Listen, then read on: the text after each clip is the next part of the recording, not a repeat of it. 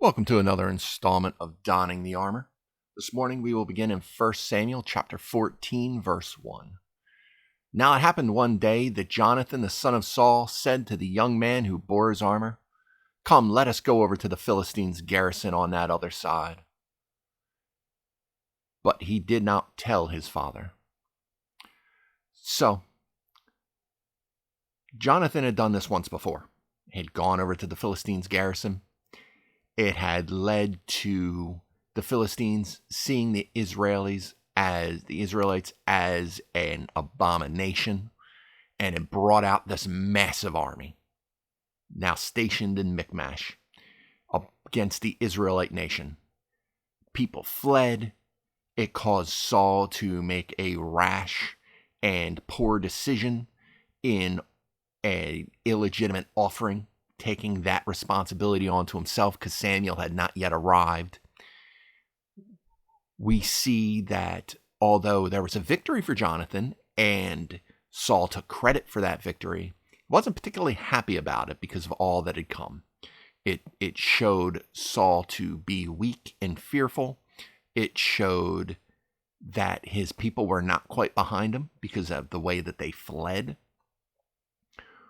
And it ended up with Samuel telling Saul that the Lord was cutting off the kingship from his family line.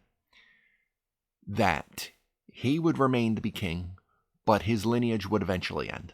That it would not go on forever as it was supposed to do. That God would have allowed it to go on forever, but his disobedience was cutting that short. And now we have Jonathan and Saul camped in Gibeah, the Israelites in hiding. 600 men is all that's left of the 3,000 men standing army they once had, even though you had more than that in the nation of Israel overall. You have Israelites fleeing across the Jordan to go to Gad to seek refuge there and Gilead. So now you have Jonathan saying, you know what? Just me and you. Let's go over there to the Philistine garrison that is on the other side. But he's not going to tell his father again. He's just going to go check out the garrison on the other side. And Saul was sitting in the outskirts of Gibeah under a pomegranate tree, which is in Migron. Under a pomegranate tree, which is in Migron. The people who were with him were about 600 men. Ahijah, the son of Ahitub, Ichabod's brother, the son of Phinehas, the son of Eli, the Lord's priest in Shiloh, was wearing an ephod. But the people did not know that Jonathan had gone. It's a really long explanation to mention that Ahijah's the priest in the moment. He's the one wearing the ephod. He's the priest. Eli had a son Phinehas. His son was born. When Ichabod was born, the mother died in childbirth, but named him Ichabod, that God's glory had departed because they lost the ark, and Eli had died, Phinehas had died, his brother had died. So this is where we're at. It's Ichabod's nephew. Do we need to know all that information? I don't know, but it meant something at the time to the Israelites at the time. And it continues to show us that there is still, that the line of Eli, God promised to cut them off from the priesthood. He didn't say when, though. And it didn't necessarily happen at the death of Eli and his sons. Ahijah is still a priest, still wearing the ephod, and is with Saul and his people. But none of them know that Jonathan's gone. Between the passes by which Jonathan sought to go over to the Philistines' garrison, there was a sharp rock on one side and a sharp rock on the other, and the name of one was Bozaz, and the name of the other was Seneh. The front of one faced northward, opposite Michmash, and the other southward, opposite Gibeah. So no one could see where he was at. He was in between these sharp-rocked passes, these mountain passes. Why were they named? They mean something to the people who named them. they mean something to that time of people who read it. They mean not much to us outside the fact that they are named, and we name things now. We name things from famous battles as well, and something that they did in that time. Then Jonathan said to the young man who bore his armor, and it also, before I go to that, it also gives the readers an idea of, because oftentimes, as we know going through scripture, these things it says was named, but they weren't named till much later. And this gives the reader an idea of exactly where Jonathan was to have this great victory. And that's important for the reader of the Israelites later and the Hebrews later during their time. Then Jonathan said to the young man who bore his armor, "Come, let us go over to the garrison of these uncircumcised. It may be that the Lord will work for us. For nothing restrains the Lord from saving by many or by few."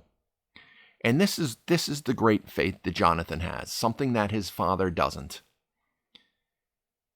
And we see that by his unauthorized sacrifice, is that Jonathan doesn't presume anything for himself. Let us go over to the garrison of these uncircumcised, these non-Jews, these Gentiles. It may be that the Lord will work for us. Not, we're going to go and the Lord will do it. We're going to speak with ultimate authority in the name of the Lord. No. It may be that the Lord will work for us. This is the humility we sometimes have, and I know some Christians have some issue with this, that they believe that when you pray, you need to pray, God will heal this person. Even though they get that from Elijah. Although if you look at most of the time, Elijah on Mount Carmel is not Elijah at any other time in his life. Even when the kings are sending soldiers of 50s after him, he says, "If I still be a prophet of the Lord, then fire rain down on you." Not, "I am," and something happens. Even he had, it's the way that we humble ourselves before the Lord, knowing that ultimately it is his sovereign will that things will be done by. And although we can be confident of the authority and power of the Lord, he may save us from the fiery furnace. He may not. But we will stand with him anyway. Jonathan is saying that the Lord may be with us because nothing holds back his great and mighty power. We have the promises that when we walk in the way of the Lord and he has us and we are going and following his will, that thousands will flee before tens, as promised in Deuteronomy, that the many will flee before the few. So he's saying it doesn't matter if there's only 2 of us here. We can overrun this entire garrison because nothing restrains the power of the Lord. Nothing restrains that power. But it's an accepting of it is in the will of the Lord. We're told that we shouldn't even say, "Oh, I'll see you next week. Oh, I'll be at church on Sunday. I'll see you then." But instead to say, "If it be in the will of the Lord, I'll see you next week. If the Lord willing, I'll see you then." Because ultimately we don't control. We choose. But ultimately it's the Lord who controls the circumstances of our lives. He is the sovereign one. He gives us free will because he loves us. But our free will is not sovereign over his will. Our free will is a gift of love so that we can love him back. But it doesn't encompass and overcome his will to do what he wishes. People see that as contradictory, but it's not. Because when we truly love him, our free will be in line with his sovereign will to do what he wants. And when we rebel, his sovereign will still wins out because we'll face the consequences of what he does to us or allows to have done to us. Nothing restrains the Lord. Nothing.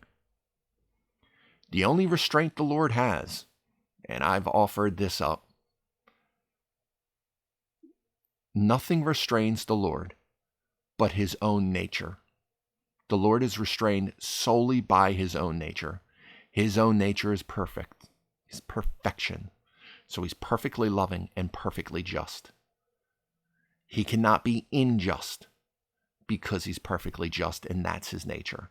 He can't be unloving because he's perfectly just, perfectly loving. He is perfection.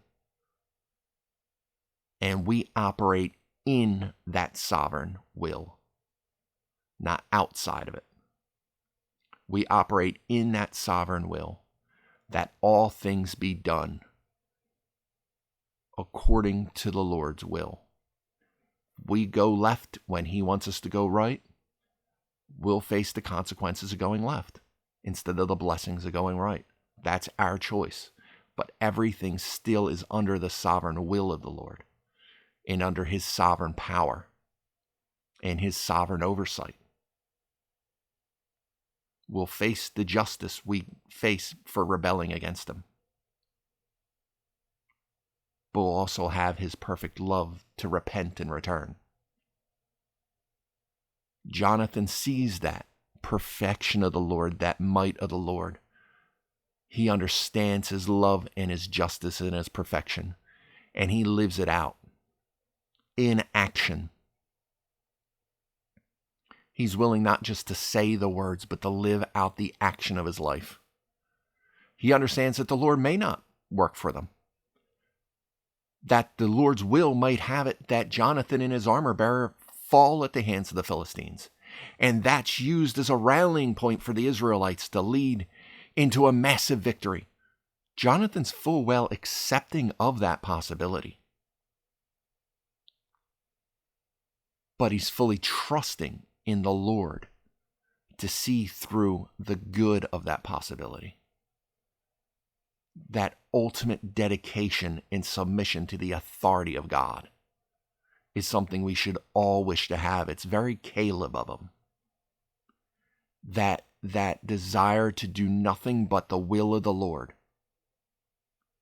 even if it ends up in his own demise, as long as the Lord's will be done and the Lord's plan be furthered.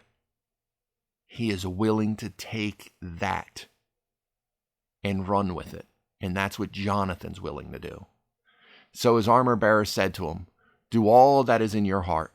Go then, I am here with you, according to your heart." Now, of course, come to the heart is desperately wicked. But in this, it's his heart to follow God. His armor bearer is following Jonathan. He's responsible for Jonathan. If Jonathan went alone and died and the armor bearer was found, he'd be killed. Let's be honest. His armor bearer is essentially his squire. So that's a reality. So he does kind of have to go with him. But at the same time, what he's saying is, you will follow the Lord, and I will follow you in God. If God leads you in this way, I'm with you. And that is an incredibly honorable thing. Then Jonathan said, "Very well, let us cross over to these men, and we will show ourselves to them. If they say thus to us, 'Wait until we come to you,' then we will stand still in our place and not go up to them. But if they say thus, 'Come up to us,' then we will go up, for the Lord has delivered them into our hand, and this will be a sign to us." So it's interesting because a lot of people seem to take this, that I've heard, that if they say, "Wait until we come down," then we won't fight them. But if they say, "Come up," then the Lord has delivered them into our hand, and we know that's going to be a sign, and then we'll do battle. But in a way, it reads to me as, if they say stay there, we'll stand our place and we'll wait for them to come to us. And if they say come up, then we'll come up. For the Lord has delivered them into our hand. And if one of these things happened, that will be a sign to us. Because there's always a chance that they'll just ridicule them and say neither of these things to them. Or they will just mock them. Or they'll ignore them. Or they'll shoot arrows at them. There are other possibilities than these two.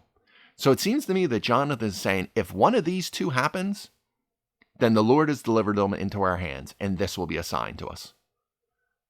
Not so much if they say this, then we're charging, and we definitely are going to win because the Lord's with us. If they say this, then we might have to retreat because I don't trust in the Lord then, or the Lord's not going to have our back. It seems to me that he's laying out these two possibilities as the ways that they will fight. If they say they're going to come down to us, then we'll stay here and we'll fight them. If they say to go up to them, we'll go up to them and we'll fight them. If something else happens, then we'll pull back. So both of them showed themselves to the garrison of the Philistines, and the Philistines said, look, the Hebrews are coming out of the holes where they have hidden. That goes back to the last chapter where when the Philistine army began to gather themselves in Michmash, the Hebrews began to hide. They began to hide in caves, pits, anything they could find. So now they're saying, oh, look, there are two Hebrews who have popped out of their holes. Then the men of the garrison called to Jonathan and his armor bearer and said, come up to us, and we will show you something. And show them something like death. Jonathan said to his armor bearer, come up after me, for the Lord has delivered them into the hand of Israel. So he said, look, they said one of the things that we were waiting for, so let's go. And it's at an elevated position we can see, which you would think not a real smart thing to be climbing up after them in this way, because you're leaving themselves exposed. And Jonathan climbed up on his hands and knees with his armor bearer after him, and they fell before Jonathan. And as he came after him, his armor bearer killed them.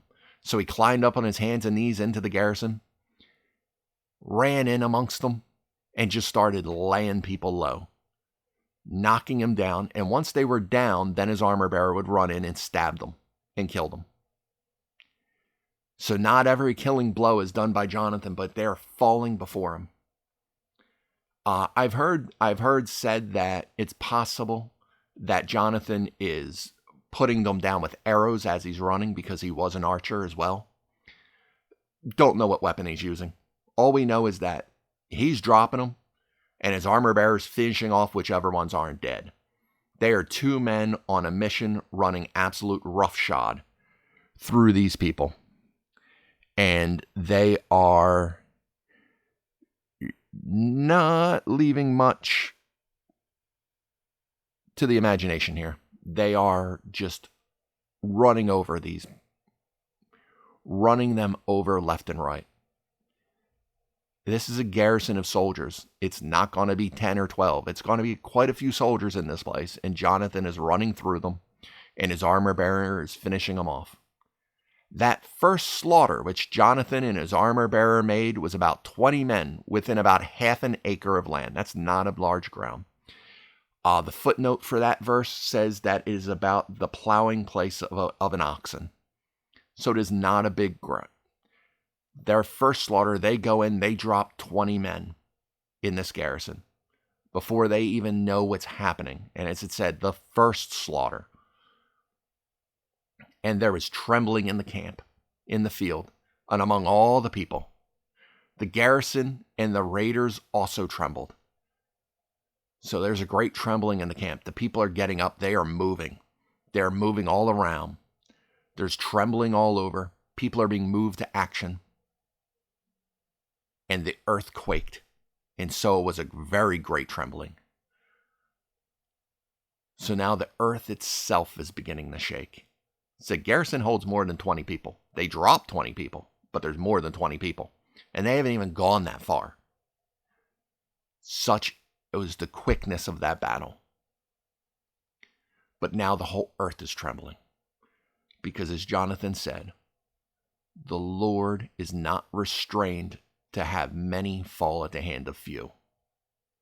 Now the watchmen of Saul and Gibeah of Benjamin looked, and there was the multitude melting away, and they went here and there.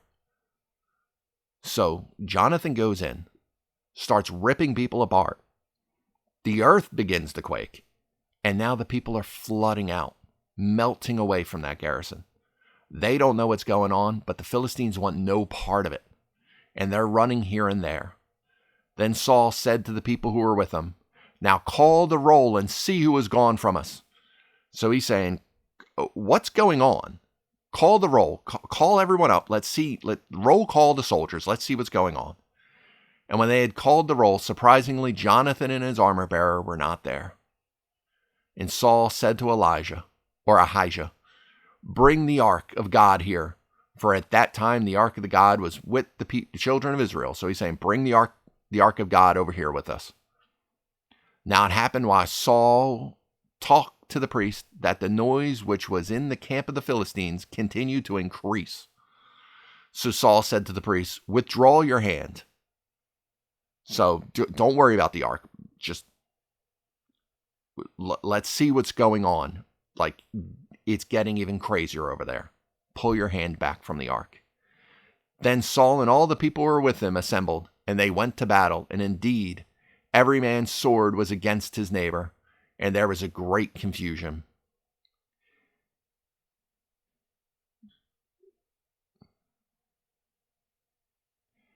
So pull your hand back.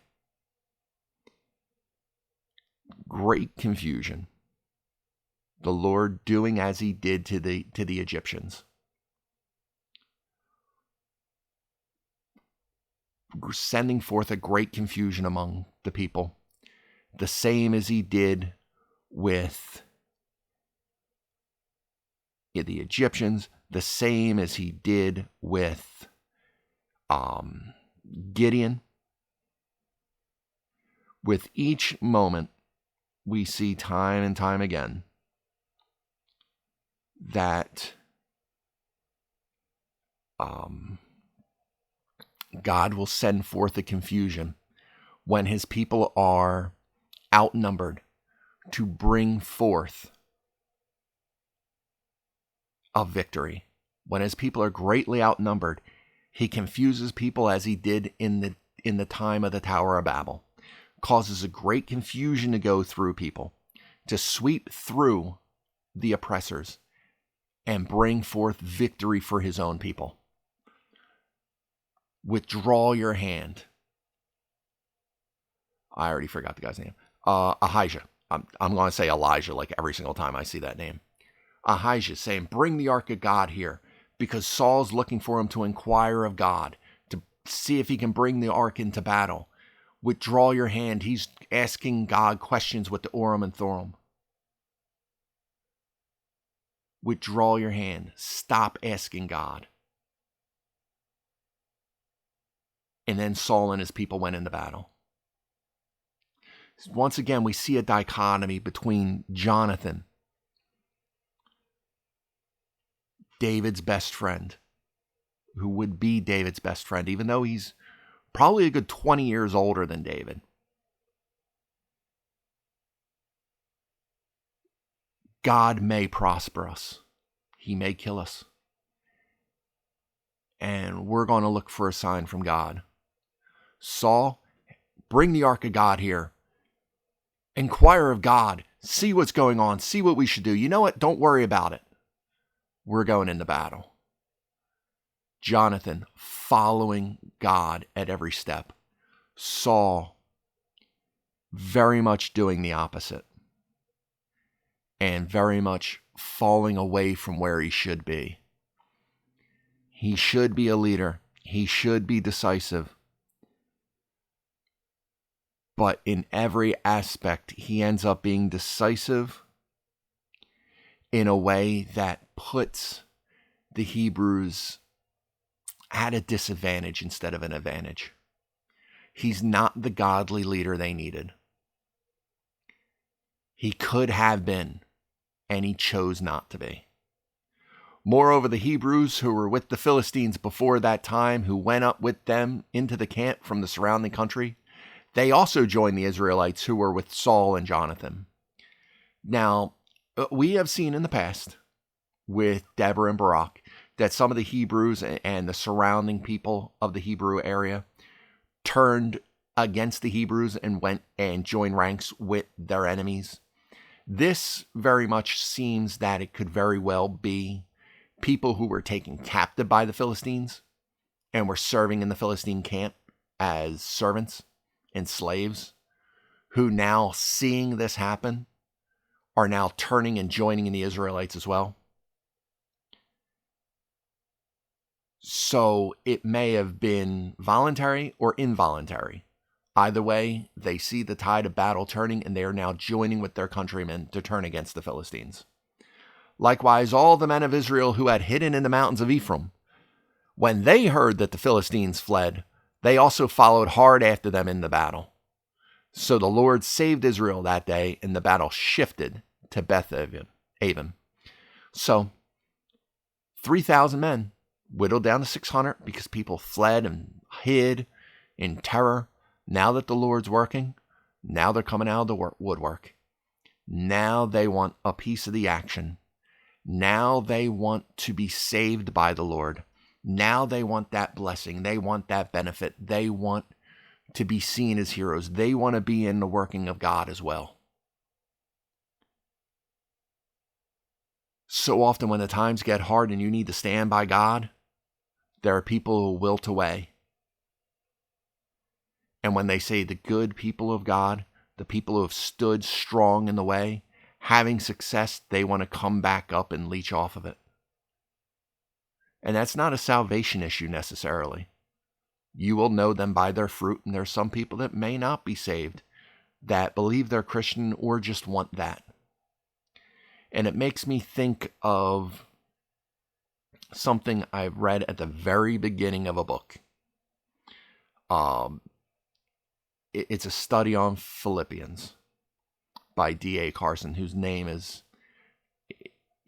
it's Basics of Christianity or Basic Principles of Christianity. But in the very beginning, he lays out as he goes through, because the book is a study of his sermon notes. And he begins the beginning of Philippians by saying, I don't want that much gospel, only $3 worth. I don't want all of the things. I want the transcendence of Christianity without the transformation that comes with a Christian life. I want the ecstasy of a Christian life without the humility that comes with it. I want all of the good parts of Christianity without any of that sacrifice. I want to be transformed so I can have all the benefits and rewards of Christian living. But I don't want any of the responsibilities and duties of living that Christian life. I want the gospel, but I only want a little bit of it. Just a tad. These people want to live for God. They want to be God's chosen people. They want a king. They want victory. But when they see the powers of the world coming against them, when they see what they need to deal with to truly walk with the Lord, they don't quite want that anymore. They don't want that much of the Lord. They don't want that much responsibility. They don't want to be Jonathan. They want the victory of the Lord. They don't want to be the one who's willing to put his life on the line, his reputation on the line.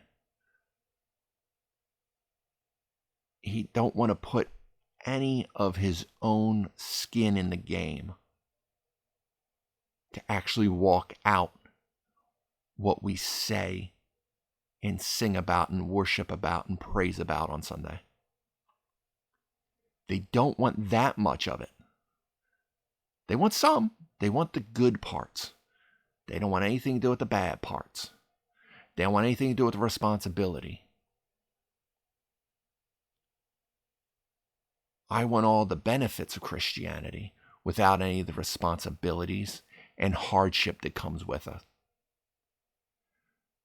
The truth is, Jesus did not promise his followers a good life. And unbelievers are not promised tribulation. They're promised judgment in the days to come. We, his followers, are promised tribulation in the days of now and rewards in the days to come. Don't just want that little snippet of the gospel. Don't just want this little part of God that we can hold on to and hope we have salvation in the end. Once saved, always saved. So I don't have to live my life for God. I don't need to put aside all the things that I need to do to walk fully with God. I want just to have my foot on first so I can't get thrown out.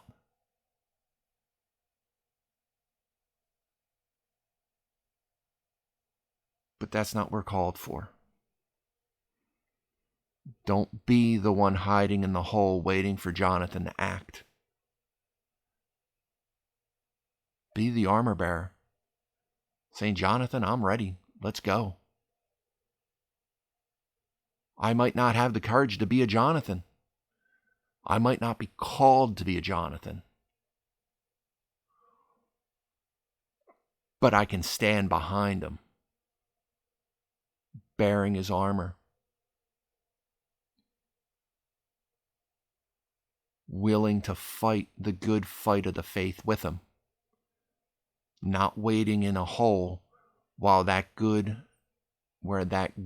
fight of the faith is almost done, waiting for everyone else to go forth and do, while I sit back and criticize, while I sit back and grumble, while I sit back and cry out, Lord, Lord, why don't I have what they have? I don't have to sit back in that moment. I can push forward and say, Lord, thank you so much for everything you've done. Thank you so much for what you've given me. And that person I see that you have truly anointed to do your work in this world, I'm going to stand behind him. I'm going to stand behind him and face the fate and destiny that you have set out before me. Because, Lord, it is all about you. It is all about your good, great, gracious, merciful plan to reconcile us to you. And that reconciliation does not begin with me and end with me. Because there is an entire culture, society, country, and world out there who also needs that salvation and needs that gospel and needs warriors willing to go forth and battle it out with the demonic nature of this world so that the seed could be sown for that gospel, so that your spirit can work in this world to grow that gospel and grow that harvest so that they can be ready to be harvested and brought forth into your kingdom, to walk your narrow path. We're not all called to be a Jonathan, but we're all told we need to be the armor bearer, not the men hiding out in the holes. Those men may be saved, they may not. But either way, that is not what we are called to be. We are called to stand firm in the faith of the Lord. Right there, serving his gospel, serving his people, and bringing glory to his name, following his sovereign will, by our free will, to repay the love he has shown us by showing our own love to him. But that is apparently where we will end it with this morning. Actually meant to finish the entire chapter, but apparently we're going to leave off on verse 23. So next time we will pick up in verse 24. I hope this was fruitful for you. I hope to see you back again next time. But until then, be blessed.